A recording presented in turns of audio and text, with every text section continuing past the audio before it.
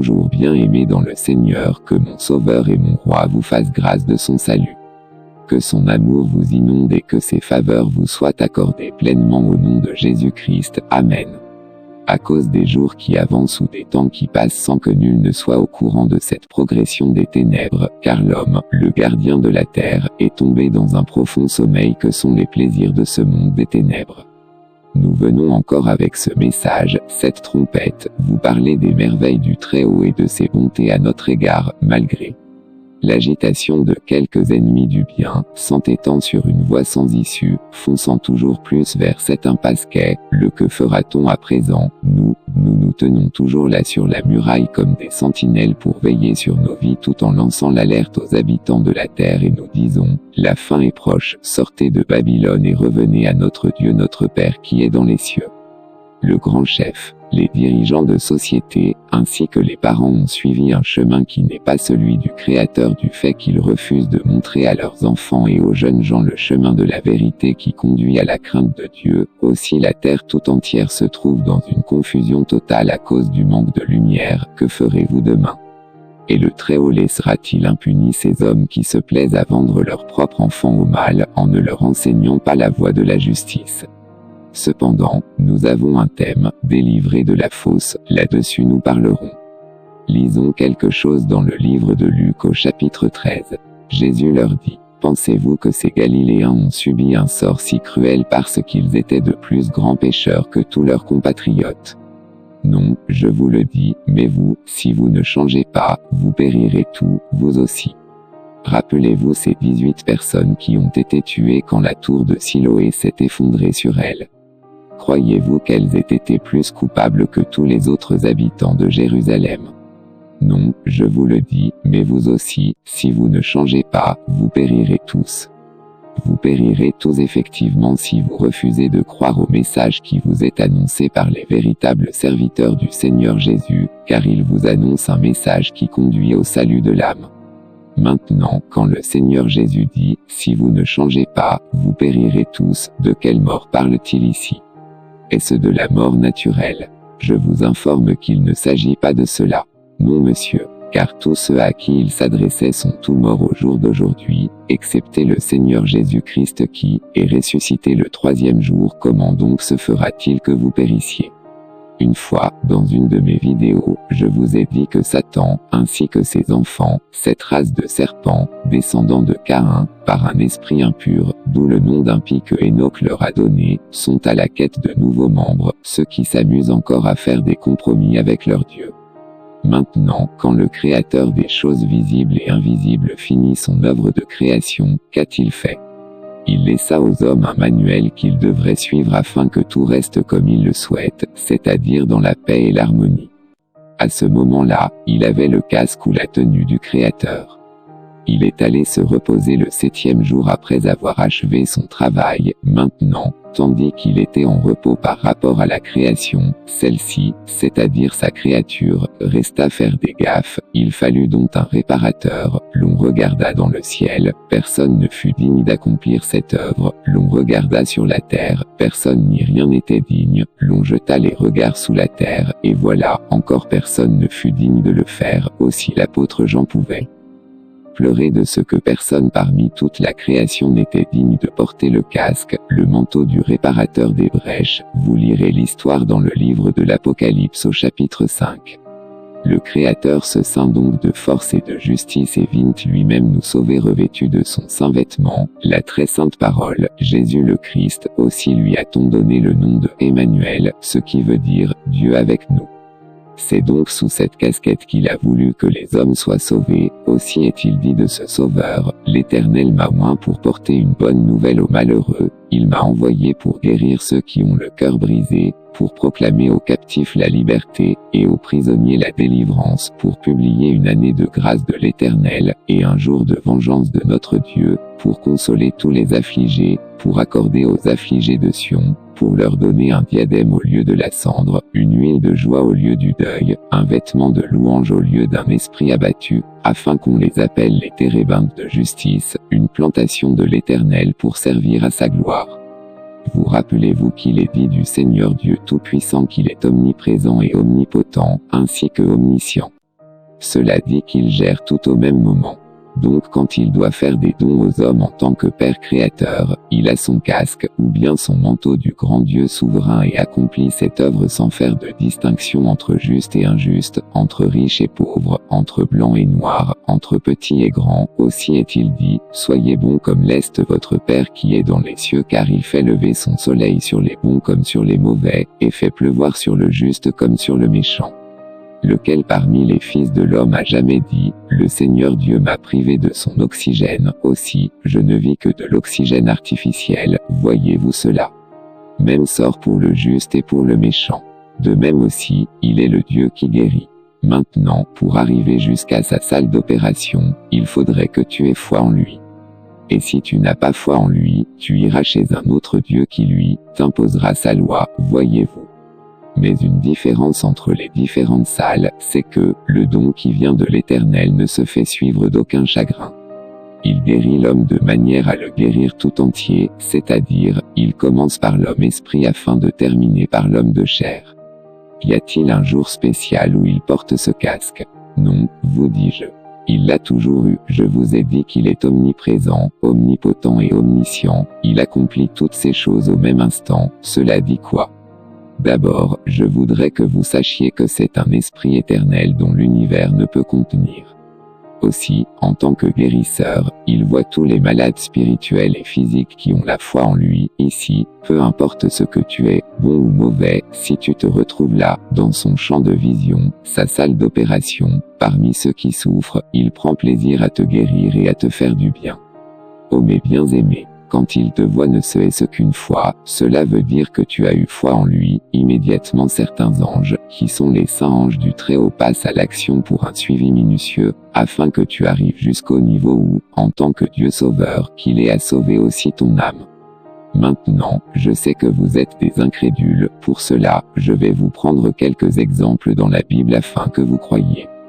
1. À la piscine de Bethesda, un ange descendait dans l'eau, et quiconque, bon ou mauvais, descendait le premier dans l'eau après qu'elle ait été agitée, cette personne-là était automatiquement guérie, et qu'est-ce qui pouvait te pousser à t'empresser à te jeter dans la piscine si ce n'est la foi?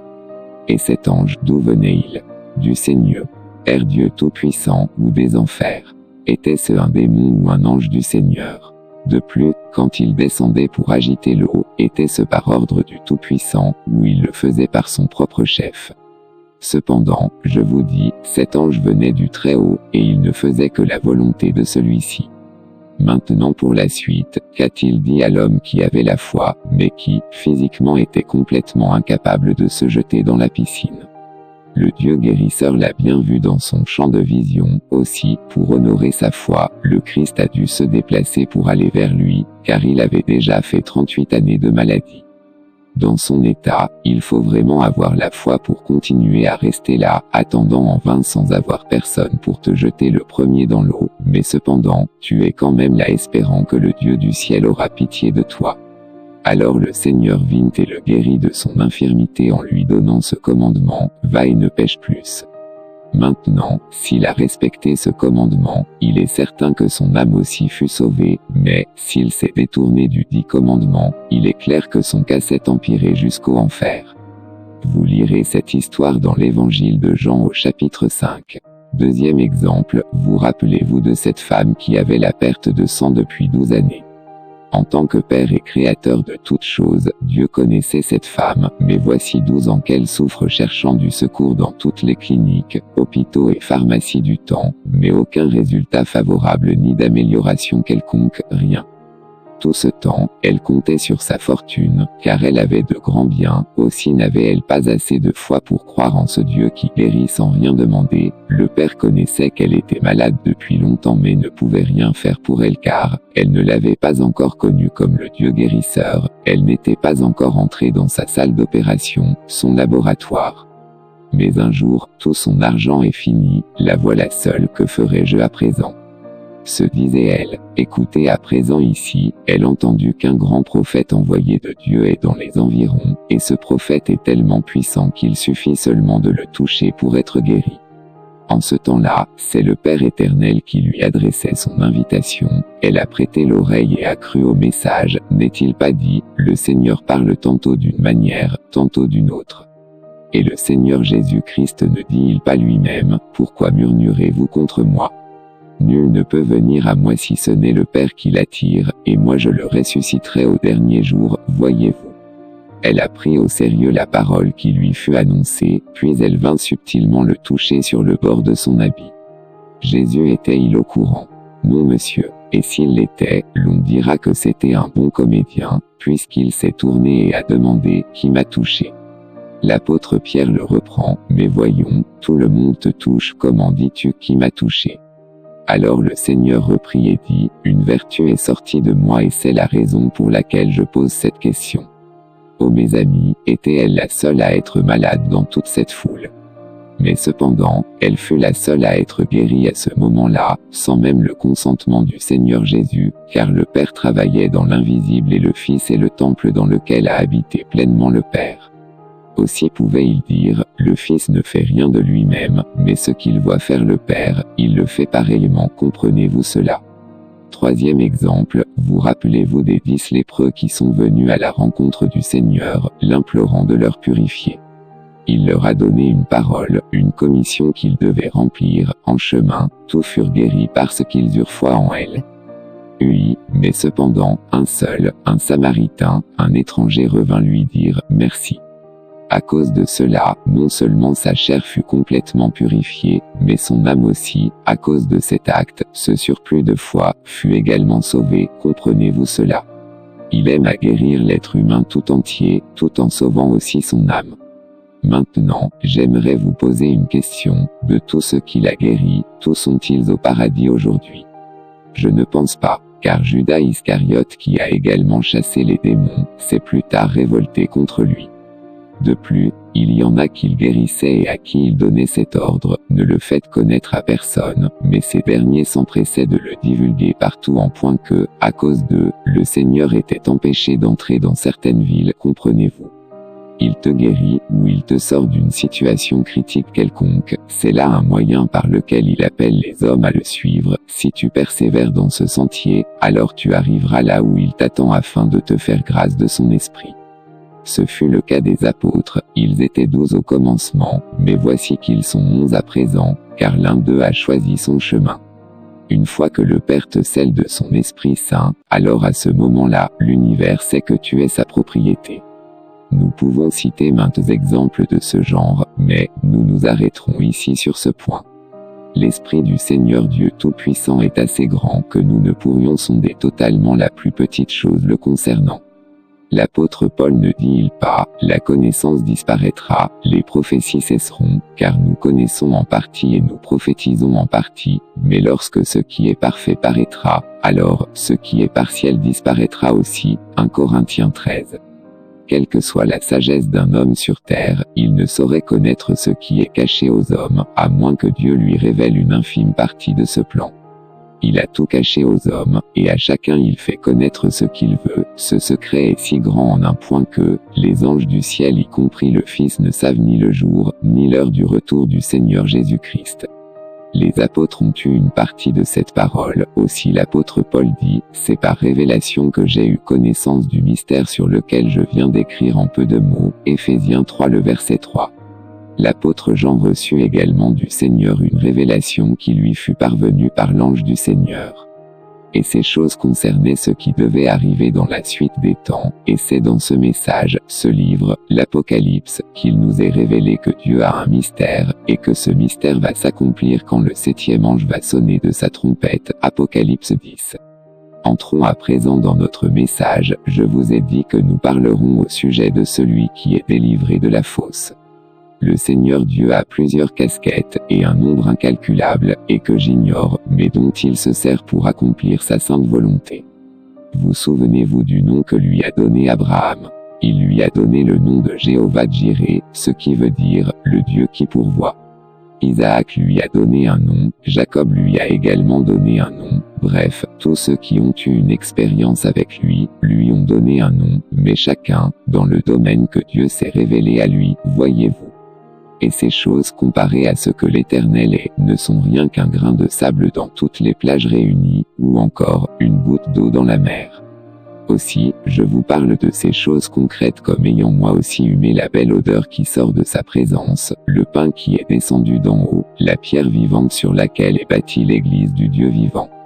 C'est Jésus-Christ mon Sauveur qui me conduit et je vous dis, ne péchez point volontairement par entêtement car, ces diables, ouvriers du mal, utilisent cette porte ou cette brèche que crée ce péché dans votre vie, pour vous faire du mal, un mal grave qui risque, si vous n'êtes pas encore scellé par le Saint-Esprit, vous conduire à la perte de votre âme, à la perte de votre virginité spirituelle, la mort de votre conscience.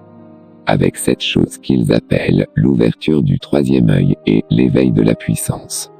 Sortez de là mes très chers amis, ce n'est que du mensonge de la part de cette race de vipères qui ne cherche qu'à vous prendre au piège. Jeunes gens, abstenez-vous de la débauche sexuelle car c'est un péché grave aux yeux de Dieu, n'aimez rien dans ce monde plus que votre Créateur, et priez pour avoir la force de surmonter aux difficultés auxquelles vous ferez face dans votre vie. Maintenant, vous avez peut-être été attaqué à cause de la ruse de ces fils de Satan, et par la malice de ces diables, vous avez été pris au piège, ici, à ce niveau, si vous ne vous convertissez pas, vous périrez tous. Mais si vous avez prêté l'oreille à l'appel du Très-Haut voulant vous secourir, alors l'ange du Seigneur est avec vous et c'est lui qui apporte vers le Très-Haut les procès vous concernant. Voyez ce qui est arrivé à Job et croyez, il s'agit d'Éliou, un homme en qui l'Esprit de Dieu habite qui reprend Job. L'histoire se trouve dans le livre de Job au chapitre 33. Maintenant donc, Job, écoute mes discours, prête l'oreille à toutes mes paroles. Voici, j'ouvre la bouche, ma langue se remue dans mon palais. C'est avec droiture de cœur que je vais parler, c'est la vérité pure qu'exprimeront mes lèvres. L'Esprit de Dieu m'a créé, et le souffle du Tout-Puissant m'anime. Si tu le peux, réponds-moi, défends ta cause, tiens-toi prêt. Devant Dieu je suis ton semblable, j'ai été comme toi formé de la boue. Ainsi mes terreurs ne te troubleront pas, et mon poids ne saurait t'accabler. Mais tu as dit à mes oreilles, et j'ai entendu le son de tes paroles. Je suis pur, je suis sans péché, je suis net, il n'y a point en moi d'iniquité. Et Dieu trouve contre moi des motifs de haine, il me traite comme son ennemi. Il met mes pieds dans les ceps, il surveille tous mes mouvements. Je te répondrai qu'en cela tu n'as pas raison, car Dieu est plus grand que l'homme. Veux-tu donc disputer avec lui, parce qu'il ne rend aucun compte de ses actes? Dieu parle cependant, tantôt d'une manière, tantôt d'une autre, et l'on n'y prend point garde. Il parle par des songes, par des visions nocturnes, quand les hommes sont livrés à un profond sommeil, quand ils sont endormis sur leur couche. Alors il leur donne des avertissements et met le sceau à ses instructions. Afin de détourner l'homme du mal et de le préserver de l'orgueil. Afin de garantir son âme de la fausse et sa vie des coups du glaive. Par la douleur aussi l'homme est repris sur sa couche, quand une lutte continue vient agiter ses os. Alors il prend en dégoût le pain, même les aliments les plus exquis. Sa chair se consume et disparaît, ses os qu'on ne voyait pas sont mis à nu. Son âme s'approche de la fosse, et sa vie des messagers de la mort. Mais s'il se trouve pour lui un ange intercesseur, un d'entre les 1000 qui annonce à l'homme la voie qu'il doit suivre. Dieu a compassion de lui et dit à l'ange, délivre-le, afin qu'il ne descende pas dans la fosse, j'ai trouvé une rançon. Et sa chair a plus de fraîcheur qu'au premier âge, il revient au jour de sa jeunesse. Il adresse à Dieu sa prière, et Dieu lui est propice, lui laisse voir sa face avec joie, et lui rend son innocence. Il chante devant les hommes et dit, j'ai péché, j'ai violé la justice, et je n'ai pas été puni comme je le méritais. Dieu a délivré mon âme pour qu'elle n'entrât pas dans la fosse, et ma vie s'épanouit à la lumière. Voilà tout ce que Dieu fait, 2 fois, 3 fois, avec l'homme. Pour ramener son âme de la fosse pour l'éclat. IRER de la lumière des vivants. Sois attentif, Job, écoute-moi. Tais-toi, et je parlerai. Si tu as quelque chose à dire, réponds-moi. Parle, car je voudrais te donner raison. Si tu n'as rien à dire, écoute-moi. Tais-toi, et je t'enseignerai la sagesse. Je vous parle de cela pourquoi? c'est que Satan n'a jamais mis fin à son œuvre d'accusation, il continue à vous accuser de jour comme de nuit, cette fois-ci, non pas auprès de votre Père, mais auprès des hommes au travers des ennemis du bien et de la justice. Que ferez-vous donc sans Dieu? Sans Jésus-Christ qui cependant peut vous défendre, vous périrez sans aucun doute. Écoutez ce que l'Éliou dit, il dit, s'il se trouve pour lui un ange intercesseur, alors Dieu dit à cet ange, délivre-le car j'ai trouvé pour lui une rançon. Cette rançon aujourd'hui, c'est qui? C'est le sang de Christ qui crie favorablement pour chacune de ses brebis, voyez-vous.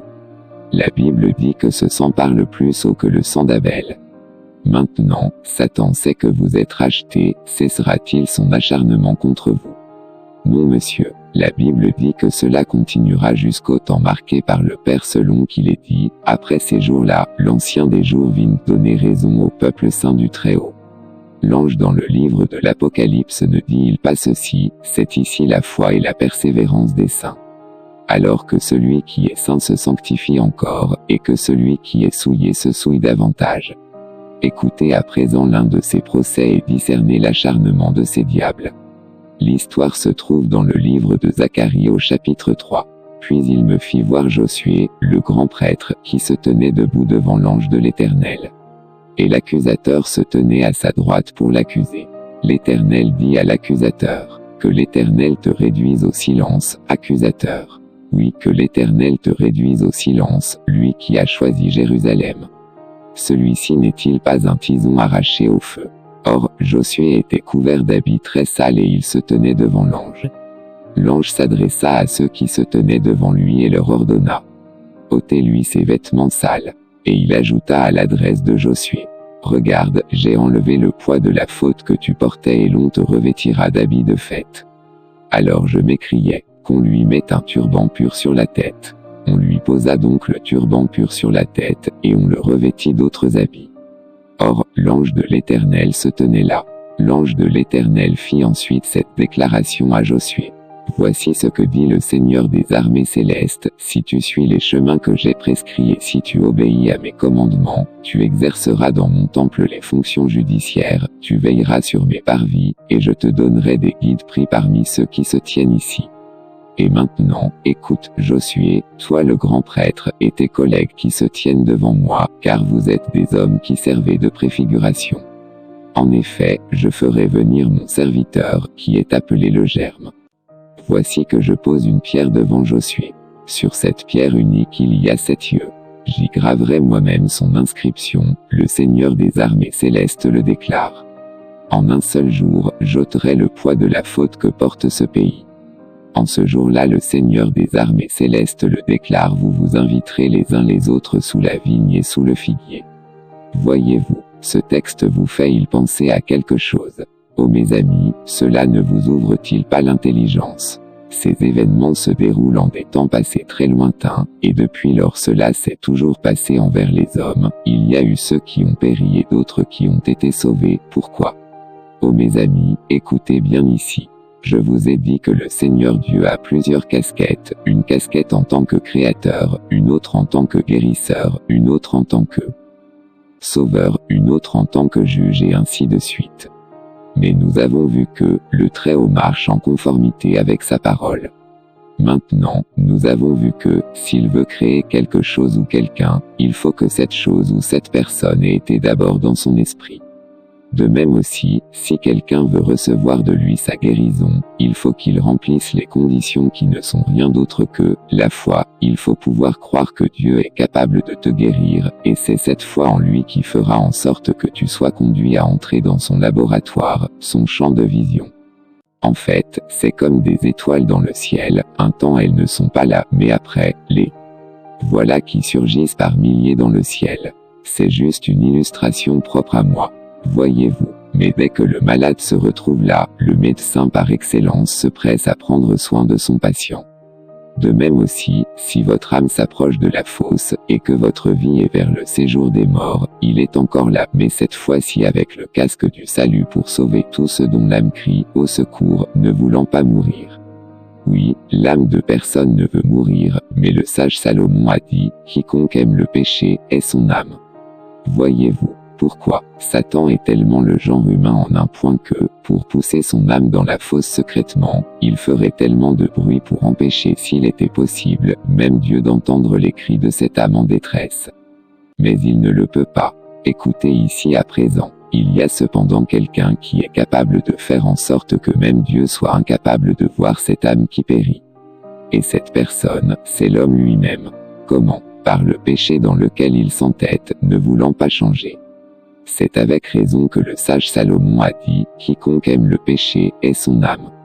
Ésaïe le prophète ne dit-il pas ceci, « La main de l'Éternel n'est pas trop courte pour vous sauver, ni son bras trop long pour vous secourir, mais c'est vos péchés qui mettent une séparation entre vous et votre Dieu. » N'écoutez donc pas ceux qui vous encouragent dans cette voie, car c'est pour vous prendre au piège qu'ils vous demandent de faire de pareilles choses. Tout ce dont vous savez être mauvais aux yeux de Dieu, évitez-le, de la sorte, vous serez agréable aux yeux de votre Père.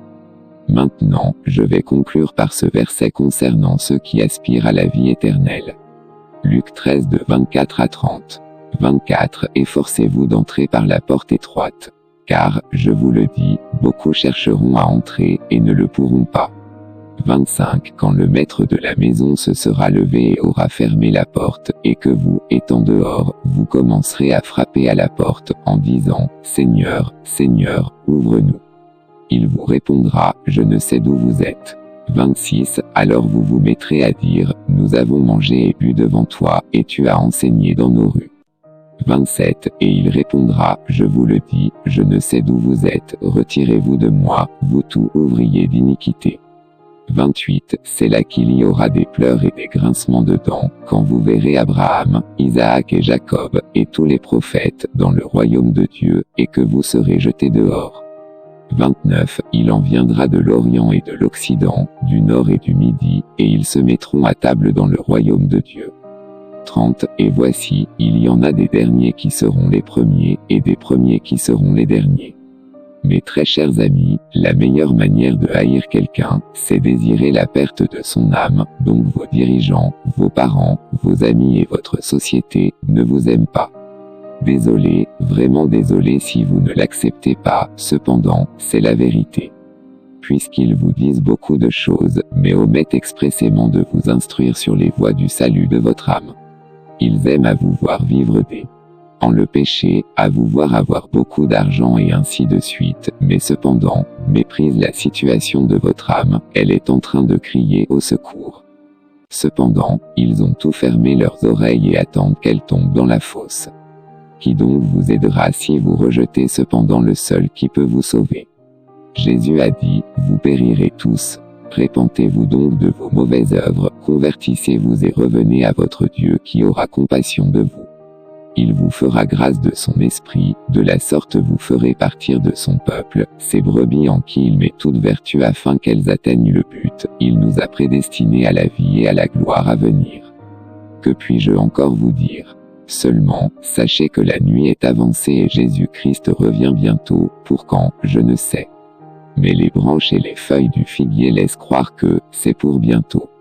Lavez vos vêtements et détournez-vous du chemin qui mène à la mort, ne vous souillez aucunement mais purifiez-vous. Que mon Seigneur vous garde dans sa volonté et que toute arme forgée contre vous soit sans effet, que toute langue qui s'élève en jugement contre vous soit réduite au silence au nom de Jésus-Christ, car tel est l'héritage que nous avons reçu en tant que fils et filles de Dieu. Que Dieu vous bénisse au nom de Jésus-Christ. Amen.